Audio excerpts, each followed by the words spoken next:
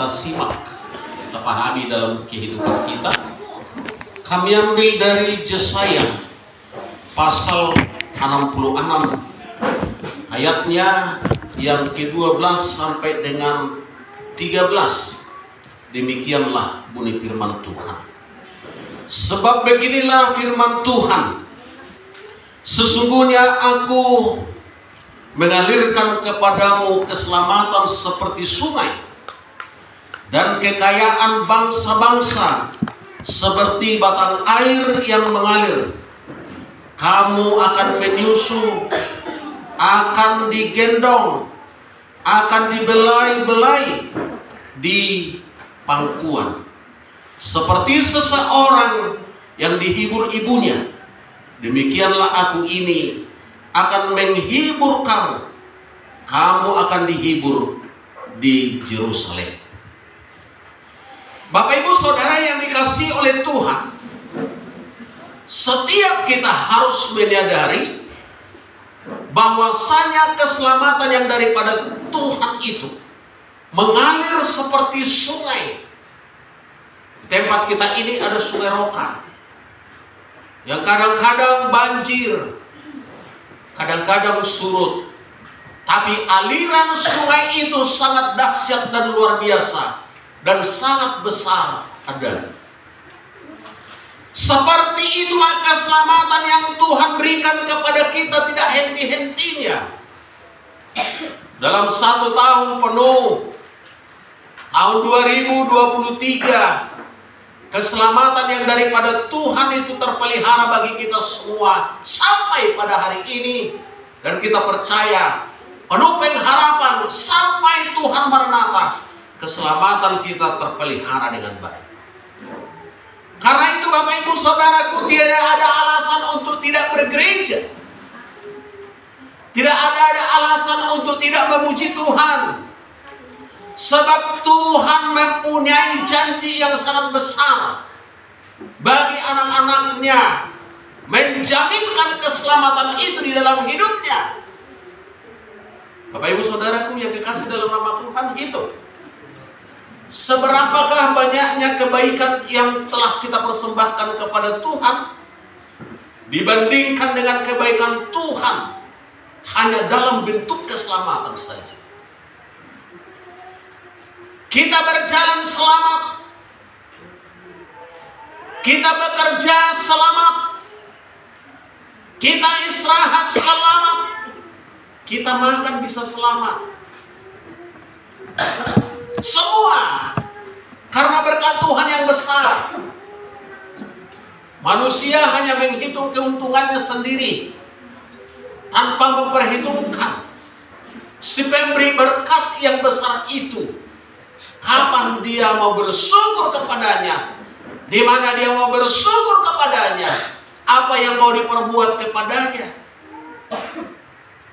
Sampai hari ini manusia satu pun tidak pernah mengatakan cukup dengan keadaannya sendiri, siapapun dan berapapun kekayaan. Selalu kekurangan, dan selalu kekurangan. Dan kekurangan itulah yang menimpanya sampai kepada akhir hayatnya. Tapi bagi orang percaya, harus bersyukur dengan keadaan kita hari ini. Harus berterima kasih dengan situasi kita hari ini. Maka tidak ada alasan kita untuk tidak mempersembahkan tubuh, jiwa, roh kita kepada Tuhan dalam waktunya Tuhan ini. Ada orang beralasan, alasannya adalah karena sibuk. Dan kesibukan itu akan menimpa dia sampai dengan tidak berdaya. Ada yang bermalas-malasan, kemalasan itu akan menimpa dia sampai dengan tidak menjaga dirinya.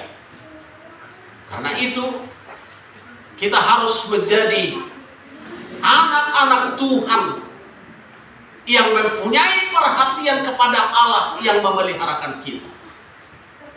Jangan pernah harapkan dari manusia yang manapun yang akan memberikan yang terbaik. Tuhan yang memberikan yang terbaik itu. Dikatakan Bapak Ibu Saudaraku yang dikasih dalam nama Tuhan, bahwasanya Tuhan mengalirkan kepadanya keselamatan seperti sungai dan kekayaan bangsa-bangsa seperti batang air yang membanjir. Adakah kebanjiran kita ini akan berkat kekayaan? Ada. Kalau kita sehat-sehat saja itu udah kaya. Kalau kita bisa makan dengan baik itu udah kaya. Sekarang ini makan enak saja tidak bisa. Bayangkan. Pernah saya khotbahkan bahwa ketika kami bertemu dengan seorang kaya di satu mobil berombongan, kami pakai meja dengan meja khusus, hidangan khusus. Tapi sang bapak yang kaya ini duduk di kursinya dan mejanya dengan timbangan makanan talas dan bahkan juga makanan apa itu dari Sumatera Barat yang banyak itu. Ditimbang sekali makan. Padahal kami yang datang ke situ disuguhkan dengan mewahnya makan. Siapa yang kaya di antara kami pada saat itu? Kami. Karena kami dengan lahapnya menikmati berkat itu. Dan bahkan bersuka cita. Dia murung-murung saja makan talas itu. Karena apalah harga daripada talas itu bagi orang kaya. Nah Bapak Ibu Saudaraku yang dikasih dalam nama Tuhan, seperti batang air Tuhan membanjirkan itu kekayaan itu kepada kita. Kaya hati. Orang yang ramah itu kaya hati. Orang yang bersahabat itu kaya hati. Orang yang murhing-murhing itu adalah miskin. Maka jaga dirimu untuk tidak murhing-murhing saja. Adakan sukacita, bangun sukacita. Karena kita dibanjiri oleh berkat dari surga yang telah dilimpahkan kepada kita. Bersukacitalah makan rimbang dengan sayur daun ubi yang direbus itu. Maka engkau akan sehat-sehat saja. Ada cabai yang tertanam di belakang rumahmu itu. Ambil ketika mau makan 5 biji saja. Sambil makan dengan mentahnya. Dalam sukacita sehat. Maka kesehatan secara fisik ataupun rohani dimulai daripada diri kita. Karena itu Bapak Ibu Saudaraku, anak-anak Tuhan itu harus semakin bijak, harus semakin arif, harus semakin hikmat. Dari hari ke hari, apalagi mau dilampaui tahun demi tahun. Kapan lagi anak-anak Tuhan itu berhikmat? Bapak Ibu Saudara yang dikasihi oleh Tuhan, sebentar lagi Natal. Gak usah terpikir dengan baju baru. Hati kita yang diperbaharui sehingga sukacita melimpah untuk memuji Tuhan. Kadang-kadang terfokus dengan sampai kayak berkelahi hanya dengan jenis pakaian. Itu tidak kaya jadi. Akhirnya jadi miskin. Karena apa? Sudah menimbulkan ketidaknyenangan. Natal tahun 2023 ini harus membawa sukacita bagi kita semua. Sehingga kehadiran Tuhan dalam hidup kita menjadi kehadiran yang berarti, menjadi kehadiran yang berdampak, menjadi kehadiran yang memberi berkat di dalam diri kita, bahkan juga di sekitar kita. Firman Tuhan juga mengatakan bahwasanya kamu akan menyusul, akan digendong, akan dibela-belai di pangkuan. Orang yang beruban-uban ini akan menyusul, akan digendong-gendong di dalam pangkuan Tuhan yang mengasihi kita. Bukan seperti yang kita rasakan mau menyusu, mau apa lagi, ya kan? Bukan itu maksudnya. Tapi Tuhan membelai, Tuhan memanja, Tuhan memperhatikan. Dan jangan pernah harapkan dari manusia siapapun untuk membelai kita, untuk mengasihi kita, bahkan juga untuk memberikan yang terbaik. Tidak ada. Tapi dari Tuhan yang setiap saat boleh hadir. Dikatakan oleh firman Tuhan ini, kita akan disusui. Kita akan diberi yang terbaik, itu maksudnya. Kita akan diberi makanan yang bergizi secara rohani. Membelai kita, memanjakan kita di dalam pangkuan Tuhan. Sebab kita adalah anak-anaknya Tuhan. Bayangkan anak-anak kita itu, yang kita gendong itu, yang kita belai itu, yang kita usap itu. Seperti itulah kita dibuat oleh Tuhan. Karena kita telah menjadi anaknya dalam pengorbanan yang besar. Maka oleh karena itu kita jangan berpenglihatan sebatas penglihatan jasmani kita. Tetapi berpenglihatan tembus pandang, yaitu mata rohani, tentang kebaikan Tuhan, tentang pertolongan Tuhan, dan tentang rancangan Tuhan bagi kita. Saya mengatakan tidak ada alasan untuk tidak bergereja, kecuali karena sakit. Kita diberikan waktu dan kesempatan, kita diberikan berkat bagaikan aliran sungai. Kita di sini diberi pengharapan tentang pengasihan Tuhan yang besar. Bapak Ibu Saudaraku yang dikasih dalam nama Tuhan, saya bayangkan tua-tua beruban seperti ini akan digendong Tuhan. Iya. Akan disusukan Tuhan, diberikan Tuhan makanan yang bergizi. Iya. Bapak Ibu Saudaraku yang dikasih dalam nama Tuhan, di situ kita akan mendapatkan kasih yang besar yang tidak pernah kita alami.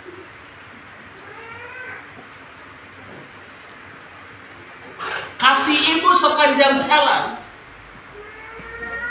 itu ada batas. Kasih bapak sepanjang galah itu pendek. Tapi kasih Tuhan sepanjang masa itu tidak ada ukuran, tidak ada ruang yang membatasi. Dan inilah harapan orang-orang percaya. Maka kita hadir dalam beribadah. Maka kita hadir dalam persekutuan anak-anak Tuhan, yang di dalamnya ada Tuhan. Saya juga sangat heran kalau dalam persekutuan dikatakan ada Tuhan, tapi perselisihan timbul. Itu Tuhan tidak ada di sini. Maka kita harus jaga dengan sebaik-baiknya ibadah kita, hati kita, hidup kita, sehingga dapat bersentuhan dengan Tuhan. Bahkan dalam pangkuan pemeliharaan Tuhan, belayan Tuhan yang tidak pernah kita rasakan dari siapapun. Jangan harap lagi belai-belai dari siapapun. Kita yang sudah berubah ini nggak ada. Selesai sudah itu belayan dari manusia. Kita hanya mengharapkan belayan Tuhan yang besar, yang kuasa itu dalam hidup kita. Karena itu semakin dekatlah. Karena itu bawa diri kita kepada Tuhan tanpa banyak alasan. Ada kesempatan hanya hari ini abang untuk cari uang. Jangan kita katakan itu banyak hari disiapkan oleh Tuhan. Tetapi kita harus ada hikmat daripada Allah yang harus kita pakai. Seperti seorang yang dihibur ibunya, demikianlah aku ini akan menghibur kamu. Kamu akan dihibur di Yerusalem. Umur manusia kita katakan 100 tahun. Gak ada di situ waktu dan kesempatan yang enak. Tanya itu manusia yang 100 tahun. Andaikan bisa kita berhubungan dengan orang yang sudah meninggal, umurnya 100 tahun, dia orang kaya, tanya dia, berapa lama enak selama bapak atau ibu hidup? Pasti dia mengatakan tidak ada enak. Maka kita hidup dalam suasana ketidakenakan, tetapi kita harus mampu membuat diri kita dalam penyertaan Tuhan, dalam hidup bersukacita di dalam Tuhan, karena kita dimampukan Tuhan untuk melampaui itu semua.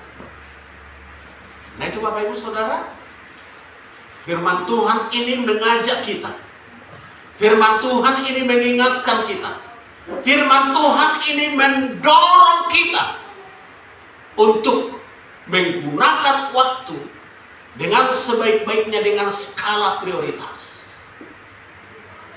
Skala prioritas yang paling tinggi itu adalah kerohanian. Karena hidup kita selama 100 tahun pun itu adalah waktu persiapan dalam hidup yang ditentukan oleh Tuhan. Makanya kita disebut di sini penumpang sementara.